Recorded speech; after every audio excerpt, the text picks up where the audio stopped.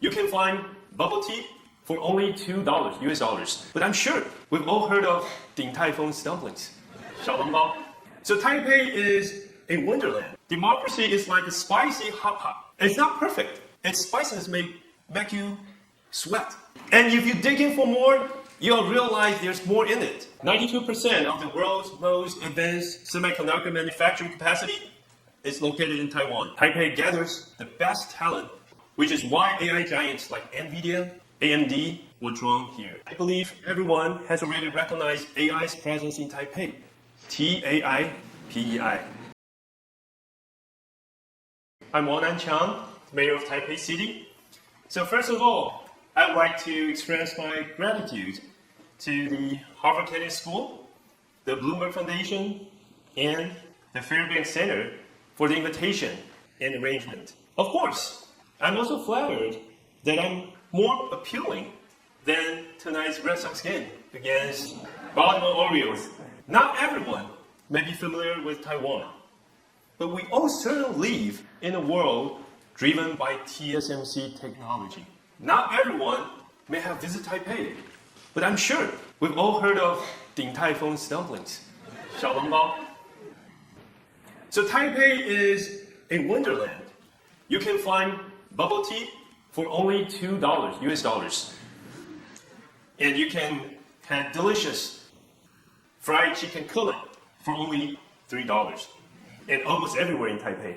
So you will soon realize that the people in Taipei are friendly, welcoming, accepting, a spirit that has been passed down for 140 years. Some have described the United States as a melting pot, while I believe Taipei is more like a hot pot. So have you ever tried hot pot for dinner before? I believe so, huh? So it comes with diverse ingredients and rich flavors. Young people come of age at the Confucius Temple in Taipei. The presidential office is a Baroque building left from the Japanese era. The Dutch and Spanish once came here seeking their roots. Southeast Asian immigrants and their second-generation descendants have become an important part of Taipei's population. And indigenous cultures are linked as far as New Zealand and Australia. This is a city that is both traditional and innovative, Eastern and Western, a truly diverse metropolis. As the mayor of this diverse and inclusive city, I would like to share with you a photo. So this is a cosplay photo of me as a character called Zoro from the Japanese anime, One Piece. And it was taken at the Taiwan Pride 2023. So before Taiwan became the first in Asia to legalize same-sex marriage in 2019, Taipei had already held our first Taiwan Pride back in 2003. To this day, you can still see the rainbow-colored tiles in front of Taipei City Hall, which is a symbol of our city's pride. A good hot pot offers you a variety of textures and flavors. Taipei is the same. Our friendliness and inclusiveness cultures allow individuals of different ages, genders, ethnicities, and cultures to live comfortably and to express themselves. So if you want me to sum up all of the above in one word, I would say democracy. Democracy is the DNA of Taipei. We continue to deepen our belief in democratic resilience, while some have described our democracy rambunctious. But I like to think of it this way. Democracy is like a spicy hot pot to people in Taipei. It's not perfect. Its spices may make you sweat. But you keep coming back for more. And if you dig in for more, you'll realize there's more in it. So we believe that democracy, freedom, and rule of law provide the bedrock for sustainable prosperity. Through the bonds of democracy, our papa remains ever fresh and never runs dry. This way of democratic living creates many connections between Taipei and the United States. For example, voters in Taipei often ask themselves former President Ronald Reagan's famous question, are you better off than you were 4 years ago? As mayor of Taipei, I have been impressed by former President Barack Obama's view that there's not a liberal America and a conservative America. There is the United States of America. This spirit is also a cross-party consensus within Taipei and the foundation of policy discussions. We may debate intensely, but we always move forward together. This is our robust democracy. The strong cultural ties between Taipei and the US are evident everywhere. Roosevelt Road, which connects many key official institutions, and National Taiwan University, is named in honor of President Franklin Roosevelt. The MacArthur Bridge, connecting Taipei with nearby Keelung City, commemorates General Douglas MacArthur. The former residence of the U.S. ambassador to Taiwan has become SPA, Taipei Film House, an arts and cultural hub, showcasing international cultural works. The former vacation retreat of the U.S. 7th Fleet Commander is now the Jingguo Qihai Cultural Park. So since I became the mayor, Taipei has made more connections with Harvard. But this year, the Harvard World Model United Nations was held in Taipei. And we also welcome 2 outstanding Harvard students to intern at the newly established Department for Youth of Taipei City Government. And I know Jeanette and Isabel are here tonight. Would you like to stand up and say hi to everyone? So how was your experience in Taipei this summer? Fantastic. Fantastic! We heard it. Before coming to Harvard today, I also had a chance to meet with Michelle Wu, the mayor of Boston City. Her parents were both born and raised in Taipei. As a father of 3, I presented her with a commemorative card from Taipei Parent-Child Center. We talked about how to build a family-friendly city and also compare notes on how to build a resilient city for our future generations. Whether it's in response to natural disasters, extreme weather, or everyday risks, we invest significantly in reinforcing Taipei's resilience and safety. A concrete example was the 7.2 magnitude earthquake that hit Taiwan on April 3rd this year. It's the most severe one in nearly 25 years. On that day, within 5 minutes, my team and I were all mobilized and prepared to respond. Even though the earthquake struck right during rush hour. In Taipei, wherever the mayor is, it is where the Emergency Operations Center is. This incident highlights a common challenge faced by all cities: aging infrastructure. Let me share with you. Over 72% of Taipei's buildings are over 30 years old. There was a research report indicating that if a magnitude 6.2 earthquake strikes directly Taipei, more than 4,900 buildings would collapse.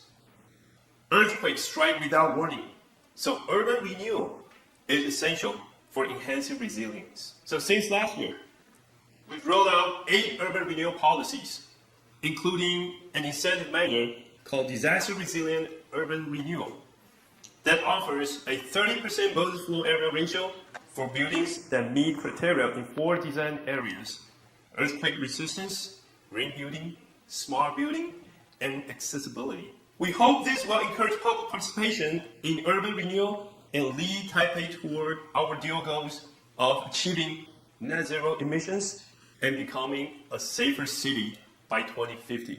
Another example I would like to share with you is Taipei's original drainage design. Only handle heavy rains of less than 78.8 millimeters per hour. It has become gradually unable to cope with heavy rains in extreme climates. After thorough research and discussion, I made a decision to allocate $200 million over the next 5 years for flood control projects. This will increase the city's rainfall tolerance by 13%, amounting to 88.8 millimeters per hour. We also focus on disaster prevention education, enhancing both the physical and mental resilience of the city. In addition, I believe that every great city is measured by how well it treats its pedestrians through coordinated efforts across departments. We have designated this year as the Taipei's Year of Traffic Safety, aiming to reduce traffic fatalities by 10%. One notable example is the redesign of the traffic markings outside the baseball stadium in Taipei. As you can see in the pictures, the green pedestrian refuge area and the organized traffic flow lanes have significantly improved pedestrian safety. And this has earned the local positive feedback and the nickname Picasso markings. Speaking of Picasso, while he may be seen by many of his time as too futuristic, Taipei aims to be a future-oriented city. We are fully committed to making Taipei an AI-driven smart city. 92% of the world's most advanced semiconductor manufacturing capacity is located in Taiwan. Beyond our critical role in the AI supply chain, Taipei gathers the best talent from across Taiwan, which is why AI giants like NVIDIA, AMD were drawn here. And just yesterday, we released the AI operational guidelines, marking a key step in integrating AI into municipal governance in Taipei. Taipei is the first city in Taiwan to have our own AI policy. Civil servants will now have clear guidelines to assess whether the use of AI complies with risk regulations, thereby creating an encouraging environment for more innovation. Take the 1999 Taipei City Service Hotline, for example. It's similar to Boston's 311. A team of operators is always ready to answer calls, look up information, and respond to all kinds of questions and needs from citizens. But even the most experienced operator would need time to look up specific details, like the garbage collection schedule for a particular neighborhood, which can waste time for both the operator and the caller. So starting this October, we're rolling out a new service that uses generative AI combined with the city government's database. When the citizen calls, AI will automatically recognize the speech, search for the answer, and provide the operator with accurate information in real time. This will save time for both sides and improve service quality and efficiency. To summarize, I believe everyone has already recognized AI's presence in Taipei. I mean, AI is in Taipei. Taipei. Well, last but not least, I would like to talk about Taipei's role as a bridge, bridging heritage and innovation. I'm a native-born Taiwanese, and I have been fortunate to be shaped by both Eastern and Western education systems. My cultural roots taught me to respect our history and draw wisdom from it. My journey to the West has taught me to integrate my heritage into the process of innovation and create better Taipei for our future generations. During my 10 years in the US, 3 years for law school and 7 years working at a law firm, I experienced a diverse and enriching life. I earned my JD at Penn Law, worked at a law firm in Silicon Valley, even managed to get laid off during the subprime mortgage crisis. It is true. And ultimately, started my own company.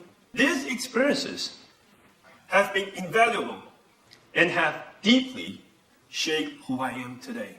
As a public servant, whether as a legislator between 2016 and 2022, or now as the mayor of Taipei, I draw on this wide-ranging perspective to tackle challenges. My experiences have equipped me with a broader vision, a diversity of perspectives, and innovative thinking. I firmly believe in the power of inclusive governance, which brings together diverse talents and resources.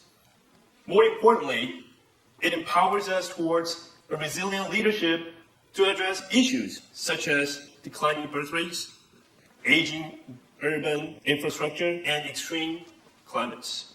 I will continue to uphold this belief in bridging tradition and innovation, leading Taipei to strengthen its diversity, democracy, and resilience.